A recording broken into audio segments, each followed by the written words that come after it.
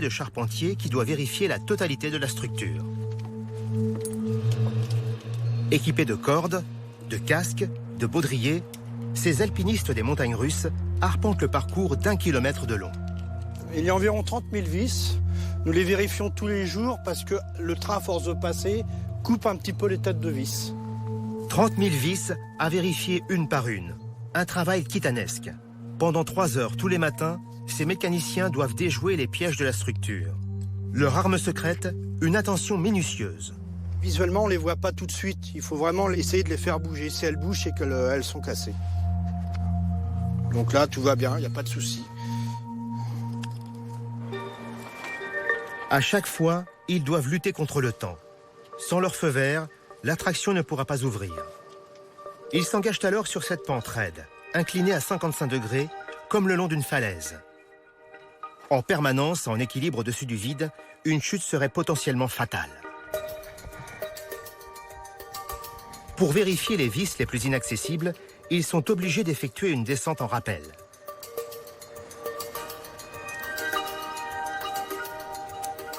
Regarde, t'en as une là. Tiens, il y en a une là.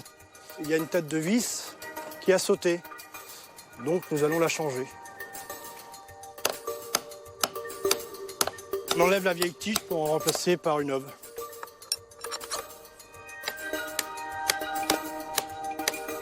Si on ne change pas les vis, le rail peut se soulever et ça peut entraîner le déraillement du train.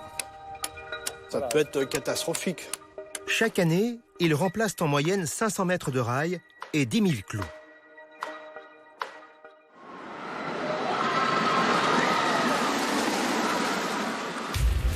Mais alors, pourquoi construire encore aujourd'hui des roller coasters si complexes à entretenir?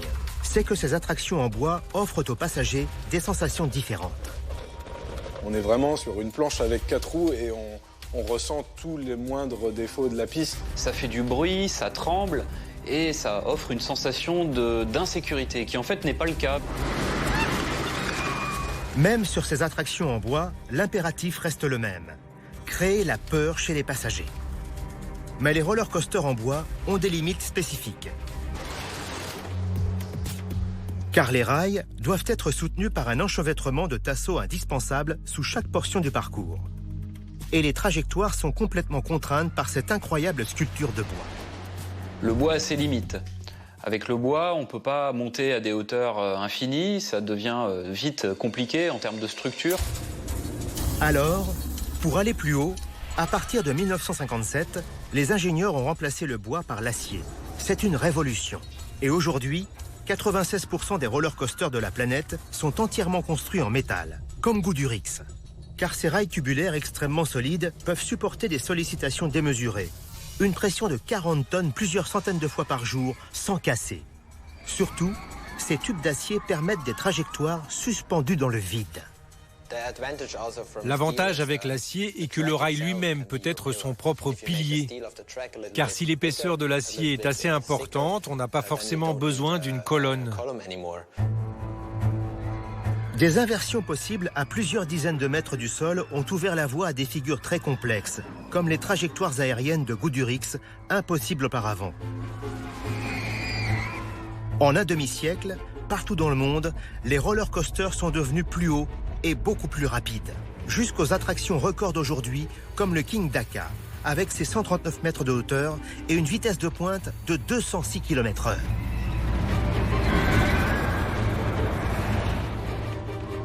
Et face à cette trajectoire mirobolante, il a également fallu adapter les wagons pour qu'ils ne s'envolent pas. Le principe de base, c'est d'emprisonner le train sur les rails pour qu'il puisse jamais sortir des voies. De Goudurix, un système de roues multiples.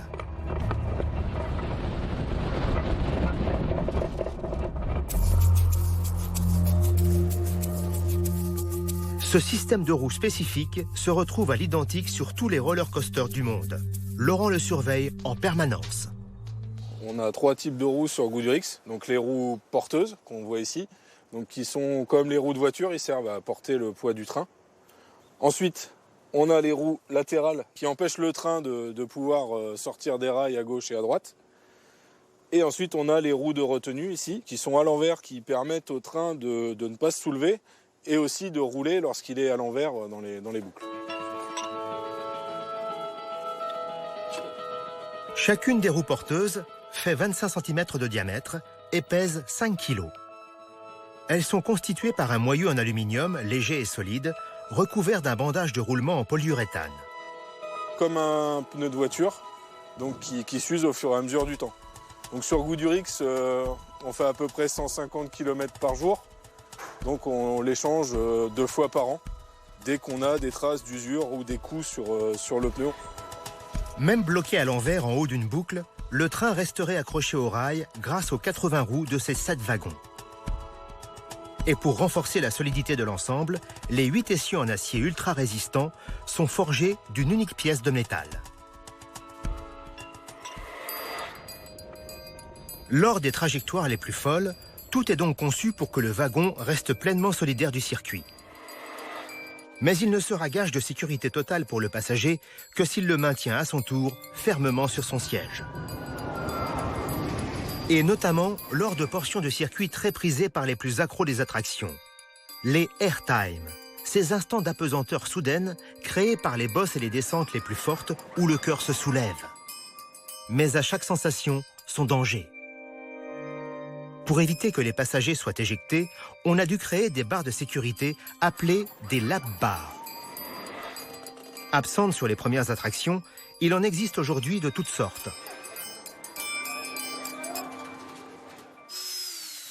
Comme le fait Laurent, le responsable technique, ces lap bars doivent être régulièrement vérifiés.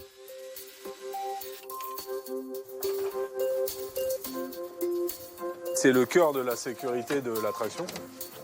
On peut porter largement une personne adulte, 120 kg sans souci, et dans toutes les conditions d'utilisation de l'attraction.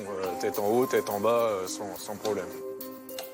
Le dispositif est verrouillé grâce à 2 chevilles qui s'insèrent dans les 40 dents d'une crémaillère. On vérifie que pour chaque dent de la crémaillère, on vienne bien s'engager et bien verrouiller le harnais à chaque position. On entend la petite musique du harnais là qui fait qu'on a à chaque fois le bon verrouillage. Et même en cas de casse, on a prévu une garantie pour qu'aucune ouverture imprévue ne soit possible. Les parties critiques de ce système-là, elles sont doublées. Donc on voit les accroches du harnais sur le châssis, ils sont doublés. On a ce qui permet de fermer le harnais, de le faire pivoter et qui est doublé aussi. Et le plus important, c'est les crans qui maintiennent le harnais fermé. Ici, on voit qu'on en a 2. C'est un système de sécurité qui est très performant et surtout très, très sûr. Pour éviter l'usure du système, Laurent applique sur chaque pièce un lubrifiant au téflon. Un mélange spécial qui empêche la poussière de coller et de détériorer les parties mécaniques. Dans tout le parc, les techniciens vérifient individuellement plus de 620 barres de sécurité chaque jour. Et plus les roller coasters deviennent fous, plus les barres sont primordiales. Il y a tout juste 40 ans, on a dû protéger encore plus les passagers suite à une nouvelle révolution pour les roller coasters. Désormais, les départs ne commencent plus par la douce montée vers le ciel. La vitesse maximale emporte les passagers dès les premières secondes.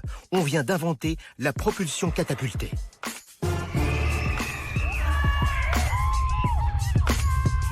Dans la quête des nouvelles sensations à offrir au public, la catapulte, c'était vraiment un moyen de dépasser tout ce qui avait été imaginé et tout ce qui avait été fait jusqu'alors. Sur le Blue Fire à Europa Park en Allemagne, les trains sont propulsés en 2 secondes et demie de 0 à 100 km/h. Comme dans une voiture de Formule 1 où vous appuyez sur l'accélérateur à fond, et ben c'est la même chose. La propulsion record du Blue Fire nécessite 1,2 MW. La même quantité en 1 seconde que pour allumer 12 000 ampoules. C'est une quantité d'énergie qui est vraiment monstrueuse. Quand les premiers roller coasters à départ catapulté ont été créés dans les années 70 et 80, on ne pouvait pas puiser autant d'énergie électrique dans le réseau, ni même la stocker. Alors les ingénieurs ont cherché des idées pour accélérer un roller coaster de façon mécanique. On a d'abord l'idée d'un contrepoids hissé en haut d'une colonne et relié à un système de 2 poulies.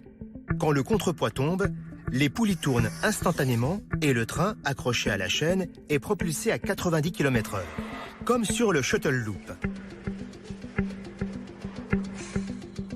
20 ans plus tard, pour Pour augmenter la vitesse, on s'inspire des technologies militaires. Un piston de 25 mètres de long, mis en tension par de l'air comprimé, est relié au système de poulie. Le relâchement du piston crée la propulsion la plus soudaine du monde. L'hypersonique accélère en moins de 2 secondes de 0 à 180 km/h. Cette catapulte, elle s'apparente assez bien au système de lancement que l'on a sur les porte-avions pour les avions de chasse. Ces vitesses jamais atteintes permettent également de créer une figure encore jamais vue dans l'histoire de ces attractions extrêmes, le top hat. C'est-à-dire l'enchaînement d'une montée totalement verticale suivie d'une descente tout aussi vertigineuse. Mais c'est la catapulte hydraulique du Formula Rossa qui détient le record du monde de vitesse de pointe. Dans des bouteilles, de l'huile est mise sous pression par de l'azote. Libérée instantanément, elle fait tourner la turbine d'un moteur qui lance le train à une vitesse monstrueuse de 240 km/h. Aujourd'hui, fini huile, poulie et même chaîne. Le système le plus rentable pour les parcs, la catapulte électromagnétique, comme ici, au Bluefire. Des bobines conductrices sont placées le long du rail et des aimants en dessous des wagons. Quand une vague électrique magnétise les bobines, le train est attiré et propulsé vers l'avant. Comme sur un coussin d'air. Malgré des records battus sans cesse par les fabricants, il faut croire que les adeptes des sensations fortes ne sont jamais rassasiés. La course aux sensations fortes ne s'arrêtera jamais. Pourquoi? Parce que notre public s'habitue à tout. Il faut être créatif, imaginatif. Pour cela, dans les années 90, les ingénieurs vont décider d'augmenter la sensation de vertige des voyageurs. Leur solution, faire disparaître la sensation de sécurité en plaçant désormais les passagers sous les rails. Ils viennent d'inventer les montagnes russes inversées, les Inverted Coasters. Comme sur Osiris, au parc Astérix. Pas de nacelle ici. Les sièges des passagers sont directement suspendus à 35 mètres du sol. Leurs sensations sont démultipliées. Mais à l'origine, les premiers essais pour ces attractions d'un nouveau genre se sont avérés dangereux. C'est Werner Stengel, l'inventeur qui avait déjà été à l'origine du looping moderne, qui met au point l'Alpenflug en 1976, le premier coaster inversé. Comme on le voit sur cette attraction similaire de 1981, les oscillations des wagons particulièrement fortes fragilisent la structure. La première difficulté, c'est que les assises étaient pendulaires, en fait, elles étaient articulées, ce qui provoquait des oscillations de droite et de gauche et des mouvements assez complexes à gérer mécaniquement. Le problème, c'est que tous les efforts se reportaient sur la structure et sur les rails, causant une usure prématurée. En cas de fissure sur les rails, la structure risquait de rompre. Au bout de 3 semaines, l'attraction a été démontée et n'a plus jamais refonctionné. 15 ans plus tard, Werner Stengel trouve alors la solution pour éliminer ces oscillations. Sur le Batman The Ride, il solidarise le châssis des sièges au rail et rapproche leur centre de gravité de la structure. C'est désormais la forme de la plupart des Inverted Coasters dans le monde. Sur ces attractions, pendant la première descente verticale, les passagers ont l'impression de tomber dans le vide. Par ailleurs, ces coasters inversés proposent une figure jamais rencontrée auparavant, les passages en rase-motte. Lorsqu'on fait chuter l'attraction jusqu'à 2 mètres du sol, je vous garantis une chose, c'est qu'à 2 mètres du sol, on remonte les genoux en pensant qu'on va frotter les pieds au sol. Et pour ajouter à la désorientation, certains constructeurs ont même développé les 4D coasters. Des coasters aux mouvements les plus ahurissants.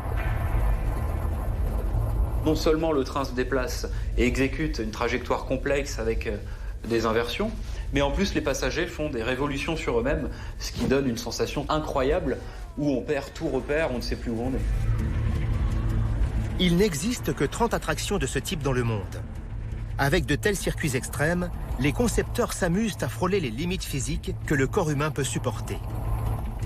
Car ils savent parfaitement, quand ils créent un circuit, que ce qui bouleverse le plus les passagers pendant un tour de roller coaster, c'est la perte d'équilibre.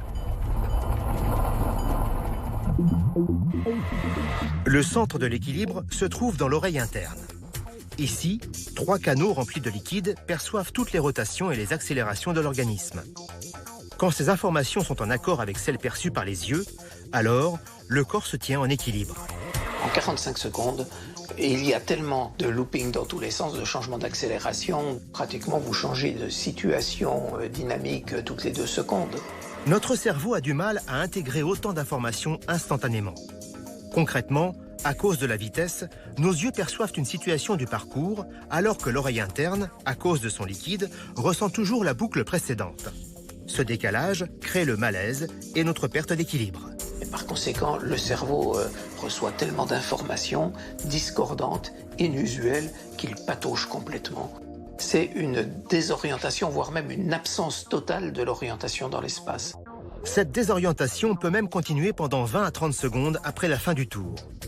Car le liquide de l'oreille interne ne se stabilise pas immédiatement.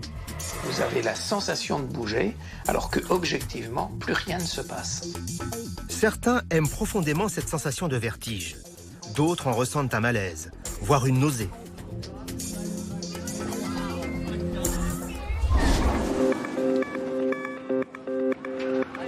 Après 2 siècles d'innovation, l'imagination des ingénieurs paraît sans bornes. Mais sommes-nous vraiment prêts à supporter le pire? On ne peut pas aller beaucoup plus vite, on ne peut pas aller beaucoup plus haut que ce qu'on fait déjà aujourd'hui. C'est tout simplement trop rapide, trop fort, le corps humain ne pourrait plus le supporter. Nous devons trouver des moyens d'aller encore plus loin en s'approchant au maximum des limites du supportable pour le corps humain. Pas de limite pour les ingénieurs. Ils ont une nouvelle fois trouvé comment résoudre leur casse-tête éternel, provoquer des émotions encore plus intenses sans danger supplémentaire. Cette fois, c'est en touchant plus directement notre cerveau. Aujourd'hui, la réalité virtuelle bouleverse une nouvelle fois complètement l'effet des roller coasters. Aux sensations physiques des machines de fer s'ajoute désormais une plongée dans un monde virtuel. Nous pouvons vraiment tromper l'esprit des passagers et les envoyer dans un monde auquel ils ne s'attendent pas. Désormais, un champ des possibles infini s'ouvre pour des sensations totalement nouvelles. L'objectif, démultiplier les effets sur le corps de tous les passagers. On peut faire tout ce qu'on peut imaginer. Nous avons le contrôle de leur vision. Nous pouvons les faire voler dans l'espace ou tomber de 50, 60, 70 mètres, alors qu'en réalité, ils ne tombent que de 10 mètres. Avec la réalité virtuelle, les possibilités sont illimitées.